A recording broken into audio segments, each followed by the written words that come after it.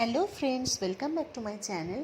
আজকে আমি আবারও চলে এসেছি আরেকটি ভিডিও নিয়ে, যেখানে আমরা শিখব টেবিলের সাহায্যে কাজ করা। তো টেবিল মানে এখানে কাঠের টেবিল নয়, টেবিল মিনস হচ্ছে ওয়ার্ডের ক্ষেত্রে টেবিল বা ছক।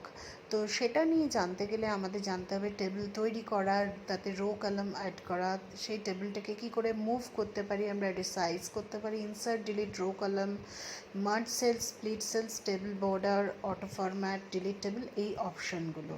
তো ফার্স্টে জেনে নেব টেবিলটা কী। আরে যখন আমরা কোনো ছকের সাহায্যে কাজ করব, সেক্ষেত্রে আমরা টেবিল ইনসার্ট করব। তো দেখো এখানে আমরা যদি টেবিল ইনসার্ট করতে চাই, তো একটা ইনসার্ট ট্যাবে গিয়ে এখান থেকেও আমরা চুজ করতে পারি কতগুলো রো কতগুলো কলাম লাগছে, বা এখানে গিয়ে ইনসার্ট টেবিল করলে ফার্স্টে আমাদের দিয়ে দেবে number of columns, number of rows. এখানে কলামস সংখ্যা হচ্ছে 5টা থাকে বাই ডিফল্ট, আর রো হচ্ছে জেনারেলি 2টো থাকে। তো এখানে চাইলে আমরা কমাতে বা বাড়াতে পারি, সেটা আপ অ্যান্ড ডাউন অ্যারো করে। তো এখানে আমি চুজ করে নিয়েছি 3টে কলাম আর 4টে রো। দেখো এখানে লম্বালম্বি যে ঘরগুলো রয়েছে তাদেরকে বলছি আমরা কলাম, এবং শোয়ানো অবস্থায় যে ঘরগুলো রয়েছে তাদেরকে বলছি রো। আর টেবিলের প্রত্যেকটা ছোট ছোট ঘরকে বলছি সেল, অর্থাৎ রো আর কলাম মিলে যে ঘরগুলো তৈরি করেছে তাকে বলছি সেল। এখানে টোটাল সেল হচ্ছে 12টা। তো এইবার টেবিলটাকে যদি আমাদের করতে চাইলে, যে চারদিকে অ্যারো দেওয়া একটা চৌক বাটন থাকে, সেটাকে ধরে যদি ড্র্যাগ করি তাহলে দেখবে টেবিলটা যে জায়গায় নিয়ে যেতে চাইছে সেখানেই চলে যাবে। তো এইবার দেখো আমি রো কলামগুলোকে ছোট এবং বড় করছি। তো এগুলো আমরা চাইলে ওই সেলগুলোর বর্ডার ধরে করলেই, যে রোটাকে বা যে কলামটাকে আমি ছোট বড় করতে চাই তার বাউন্ডারি লাইন ধরে আমরা যদি কখনো ড্র্যাগ করে দিই, তো ঘরটা যতটা বড় বা ছোট করতে চাইছি এইভাবে করলে কিন্তু আমাদের হয়ে যাবে।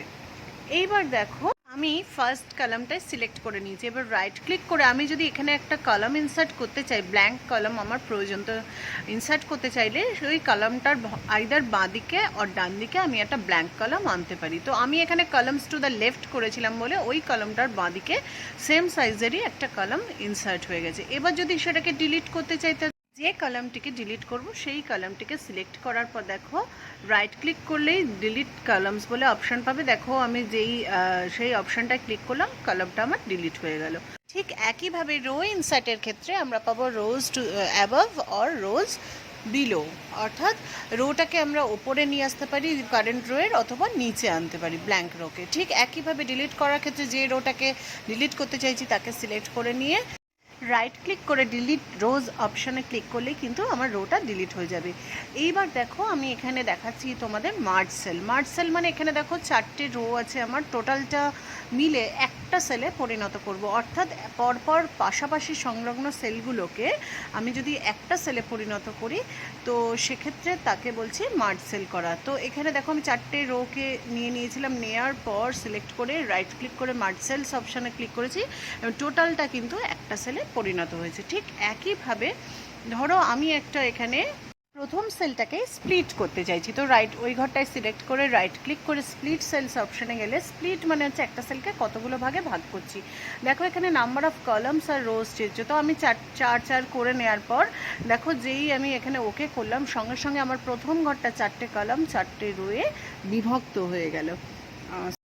এইবার আমরা টেবিলটি যদি একটা সুন্দর বর্ডার দিতে চাই, তো পুরো টেবিলটিকে সিলেক্ট করে রাইট ক্লিক করে দেখো টেবিল প্রপার্টিসে গিয়ে এখান থেকে আমরা বর্ডার অ্যান্ড শেডিং ট্যাবে গিয়ে দেখো টেবিলের বিভিন্ন রকমের বর্ডার আমরা এখান থেকে চুজ করতে পারি, তার একটা কালার দিতে পারি। তো আমি একটা বর্ডার লাইন চুজ করে নিলাম, নিয়ে যদি ওকে করি দেখো টেবিলটার একটা বর্ডার চুজ করেছিলাম যেটা ডটেড লাইন, দেখো প্রত্যেকটা বর্ডার কিন্তু আমার ডটেড লাইন এসে গেল। আবার আমি এটাকে আন্ডু করে এবার যদি টেবিলটার আমি একটা ফরম্যাট দিতে চাই, অর্থাৎ একটা ফরম্যাট তৈরি করাই আছে, সেই ফরম্যাটটি আমি যদি রো কলামের কালার ওয়াইজ এগুলোকে যদি আমি একটা ফরম্যাট দিতে চাই, তখন তাকে বলছি টেবিল অটো ফরম্যাট। তো এটা টেবিল ডিজাইন ট্যাবের আন্ডারে দেখো বিভিন্ন রকমের ফরম্যাটিং আমার দেয়া আছে। তো সাপোজ আমি একটা ব্লু কালারের এখান থেকে ফরম্যাট আমি চুজ করে নিলাম, নিলেই দেখতে পাবে তোমরা রো কলামগুলো কিন্তু অটোমেটিক্যালি ফরম্যাট হয়ে। এইবার টেবিলটি সিলেক্ট থাকা অবস্থায় আমি যদি টেবিলটাকে ডিলিট করতে চাই, তো রাইট ক্লিক করে ডিলিট টেবিল অপশানে গেলেই কিন্তু টেবিলটি আমার ডিলিট